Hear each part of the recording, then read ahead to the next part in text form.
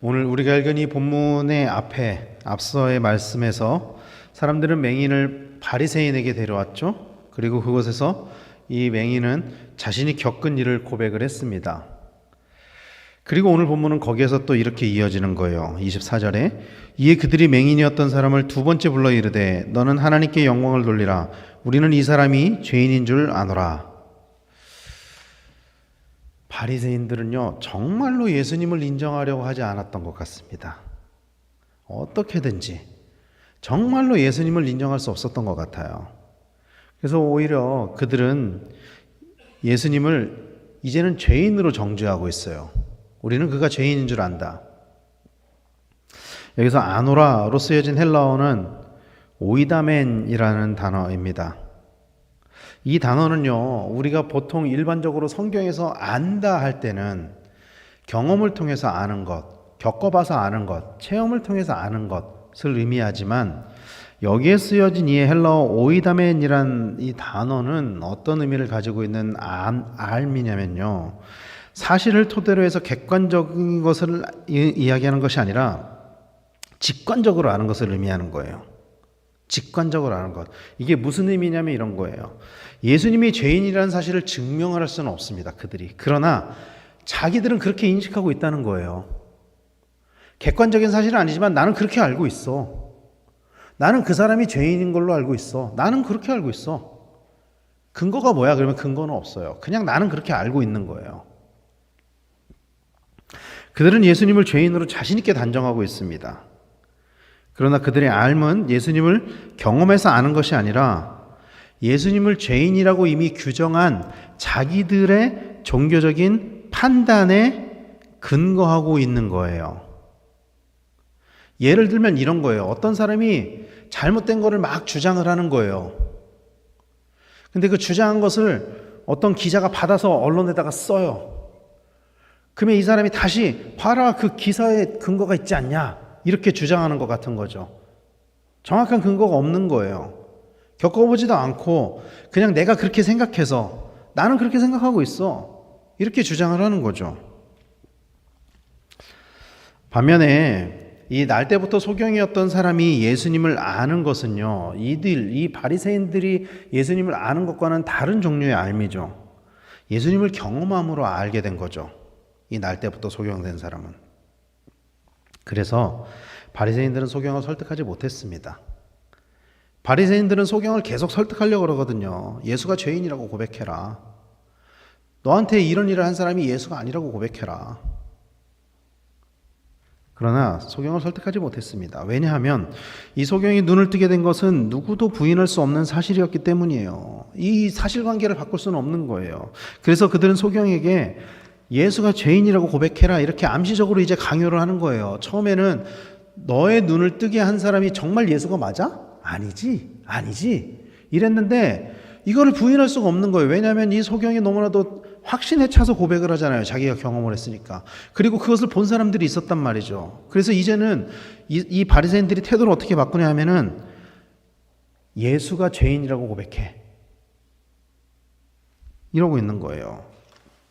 그리고 우리가 아는 것처럼 이 날 때부터 소경된 사람의 부모는 그런 종교 지도자들이 두려워서 예수님이 하신 일을 고백하는 것을 회피를 했던 반면에 이 소경은 반복적으로 예수님이 하신 일을 고백하고 있다라는 것입니다. 그러나 그럼에도 불구하고 바리새인들은 끈질기게 소경에게 같은 질문을 반복을 해요. 다른 질문도 아니에요. 똑같은 질문을 반복을 합니다. 아마도 소경으로 하여금 자기들이 이미 내린 결론에 맞는 증언을 하기를 원했던 것 같습니다. 그러나 이 날 때부터 소경된 사람은 그런 바리새인들의 질문에 모르겠어요, 짜증이 났는지 비꼬는 투로 그들에게 이렇게 대답을 해요. 27절 말씀에 대답하되 내가 이미 일렀어도 듣지 아니하고 어찌하여 다시 듣고자 하나이까? 당신들도 그의 제자가 되려 하나이까? 이렇게 대답하는 거예요. 내가 몇 번이나 얘기했는데 왜 당신들은 내 말을 듣지 않습니까? 혹시 나한테 이렇게 계속해서 묻는 게 당신들도 그의 제자가 되려고 하는 겁니까? 여러분, 바리새인들에게 이보다 더 모욕적인 말이 어디 있겠습니까? 바리새인들은 예수를 부인하려고 계속 물어보는 건데 이렇게 비꼬는 거예요. 당신들도 예수의 제자가 되려고 합니까? 그래서 예수가 행한 일을 들으려고 하는 겁니까? 그리고 이 고백에는 이런 의미가 담겨져 있는 거죠. 나는 그의 제자입니다. 원문으로 보면은요, 오늘 이 번역에서는 당신들도 그의 제자가 되려 하나이까 하지만 원문의 의미를 조금 더 정확하게 해석을 하면은 당신들도 역시 그의 제자가 되려 하나이까? 이런 질문이에요. 나처럼 그의 제자가 되려 하나이까? 이런 의미인 거죠. 그러니 맹인의 질문에 바리새인들이 욕을 하면서 이렇게 대답을 해요. 28절에 그들이 욕하여 이르되 너는 그의 제자이나 우리는 모세의 제자라. 그들이 한 욕은요, 뭐 성경에서는 그냥 심플하게 욕하여 이르되라고 번역을 하고 있지만 원어적으로 보면은 아주 사납게 욕설을 한 그런 욕을 뜻하는 거예요. 막 퍼부은 거죠. 욕설을 막 퍼부으면서 너는 그의 제자이지만 우리는 모세의 제자다. 얼마나 그들이 이 맹인의 이야기를 모욕적으로 받아들였는지를 알 수 있는 거죠. 이 말씀에서. 그러면서 그들은 맹인을 예수님의 제자라고 하고 자기들은 모세의 제자라고 하면서 예수님과 모세를 일종의 대적자의 위치에 올려놓고 있는 거예요. 그러나 실상 바리새인들은 모세의 제자라고 할 수는 없죠. 왜냐하면 그들은 모세의 율법의 의도를 정확히 알지 못했기 때문입니다. 그들은 자신들의 목적을 위해서 의도적으로 율법을 통해서 율법을 도구로 해서 예수님을 인정하지 않으려고 했어요. 만약에 그들이 모세가 말한 그 율법을 정확히 이해하고 있다면 아마도 예수님의 말씀을 잘 이해했을 것입니다. 예수님의 가르침에 공감했을 것입니다. 율법의 정신은 사랑이기 때문이죠. 그러나 그들은 그것을 이해하지 못했기 때문에 예수님이 하신 말씀을 이해하지 못했어요. 그래서 이 맹인은 바리새인들 앞에서 이렇게 이야기를 하는 거예요. 31절에서 34절 말씀에 보면은 하나님이 죄인의 말을 듣지 아니하시고 경건하여 그의 뜻대로 행하는 자의 말은 들으시는 줄을 우리가 아나이다. 창세 이후로 맹인으로 난 자의 눈을 뜨게 하였다 함을 듣지 못하였으니 이 사람이 하나님께로부터 오지 아니하였으면 아무 일도 할 수 없으리이다. 이게 무슨 의미냐면은 스스로 모세의 제자라고 하는 이 바리새인들은 예수가 하나님이 보낸 사람이 아니라는 것을 증명하지 못했습니다. 율법으로. 그러나 이 맹인은 율법 학자도 아니에요. 이 사람은. 그러나 이렇게 고백을 하는 거예요. 우리가 하나님이 죄인의 말은 듣지 않는 것을 우리가 알고 있는데 창세 이후로 맹인의 눈을 뜨게 했다는 말을 들어본 적 있습니까? 이거 하나님이 하신 일 아닙니까? 그러니까 이 사람은 하나님이 보내신 사람이 아닙니까? 이렇게 논리적으로 반박을 하고 있는 거예요. 이 날 때부터 소경된 사람은요, 너무나도 명확하게 예수님이 하나님께로부터 온 사람이라는 것을 고백하고 있습니다. 이런 고백이 가능한 이유가 무엇일까요, 여러분? 그가 체험한 일 때문이죠. 그는 예수님을 만났거든요. 예수님을 체험했거든요. 예수님으로 인해서 그의 눈이 뜨여지는, 앞을 보게 되는, 한 번도 본 적이 없는 그 사람이 앞을 보게 되는 일을 경험했거든요. 날 때부터 소경이었던 그가 눈을 뜨게 된 것은 그 누구도 부인할 수 없는 사실이었습니다. 그리고 그는 그것을 직접 경험한 사람이었죠. 사랑하는 성도 여러분, 예수님을 경험한 사람은요, 사실은 예수님을 도저히 부인할 수 없게 되죠. 예수님을 정말로 경험한 사람은요, 예수님을 부인할 수가 없습니다. 이게 복음의 능력입니다. 이게 복음의 능력이에요. 물론 예수님을 경험하고도 예수를 부인하는 사람들도 있죠. 나중에 가서 뭐 베드로처럼 부인하는 사람들도 있지만 예수님을 정말로 경험한 사람은 결국에 베드로는 자기의 목숨을 버리면서까지 예수님을 부인하지 않잖아요. 못하잖아요. 이게 복음의 능력이라는 거예요. 복음을 경험한 사람은 그 복음을 부인할 수가 없습니다. 믿으시길 바랍니다. 복음을 정말로 경험한 사람은요, 그 복음을 부인할 수가 없어요. 그리고 그 복음으로 모든 것을 이겨낼 수 있다라는 것을 믿으시길 바랍니다.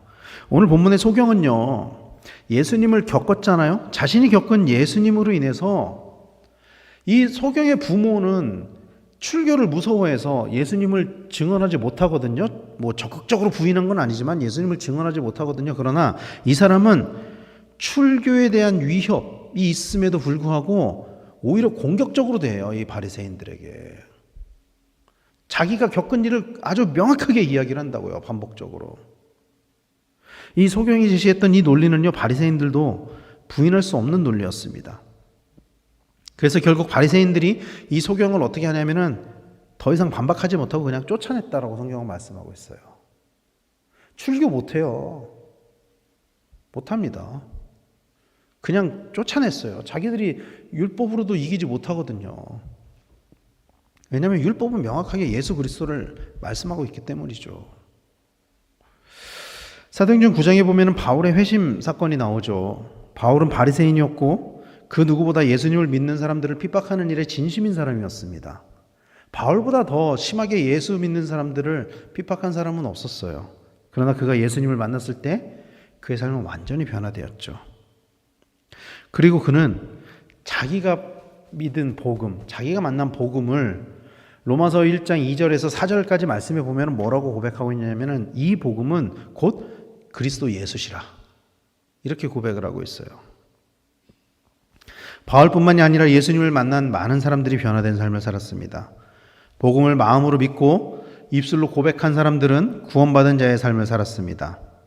바리새인임에도 예수님을 따랐던 니고데모와 같은 사람들, 또 사도행전에서 이야기하는 허다한 제사장의 무리도 이 도에 복종하니라. 여기 이 말씀에 제사장들 같이 바리새인이건 제사장이건 상관없이 예수님을 따른 사람들에게는, 예수님을 만난 사람들, 예수님을 경험한 사람들에게는 구원이 주어졌습니다. 아까 말씀드린 것처럼 베드로는 물론 예수님을 부인했지만 그럼에도 결국에는 순교에 이르기까지 예수님의 제자된 삶을 살았죠. 이게 복음의 능력입니다. 반면에 예수님을 끝까지 부인한 사람들, 의도적으로 끝까지 부인한 사람들은 구원을 받지 못했어요.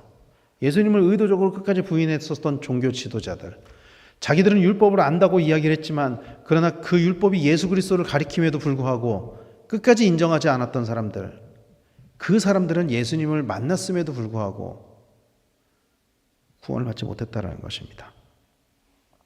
오늘 본문의 맹인이었던 그 사람은 끝까지 예수님이 자기에게 한 일을 고백했습니다. 그리고 예수님을 죄인이 아닌 하나님께로부터 오신 분으로 인정했습니다. 예수님이 그에게 했던 일은요, 실로암에 가서 눈을 씻으라였어요. 예수님이 그에게 어떤 율법을 가르친 것도 아니었습니다. 성경 말씀을 풀어서 설명해 주신 것도 아니에요. 설교를 하신 것도 아니에요. 그저 그에게 실로암에 가서 눈을 씻으라. 이 예수님의 말씀은요, 그에게는 복음과 같은 말씀이었어요. 예수님의 그 말씀으로 그는 육신의 눈이 뜨여지게 되었습니다. 뿐만 아니라 영의 눈도 뜨여져서 예수님을 보게 되었습니다. 예수님을 보고 예수님을 믿게 되었습니다. 바리새인들은 육신의 눈을 뜨고 있었지만 하나님의 아들인 예수님을 보지 못했습니다. 그러나 이 날 때부터 소경된 사람은 육신의 눈이 뜨여지자 예수님을 영으로도 보게 되었습니다. 이게 바리새인과 이 날 때부터 소경된 사람의 차이예요. 사랑하는 성도 여러분, 이것이 복음의 능력입니다. 복음이 우리 안에 살아 숨쉬게 될 때 우리에게도 이런 능력이 나타나게 된다는 것을 믿으시기를 간절히 축원합니다. 그러므로 복음 되신 그 예수님을 날마다 경험하는 우리 성도님들 되시기를 바랍니다. 그 복음 되신 예수님을 날마다 만나고 예수님과 동행하며 도저히 부인할 수 없는 그 예수님의 은혜 아래 거하는 우리 성도님들이 되시기를 간절히 축원합니다.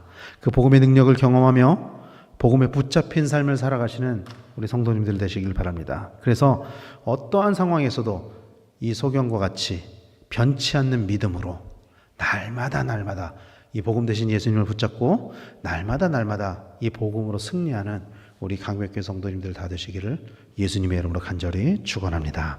기도하겠습니다.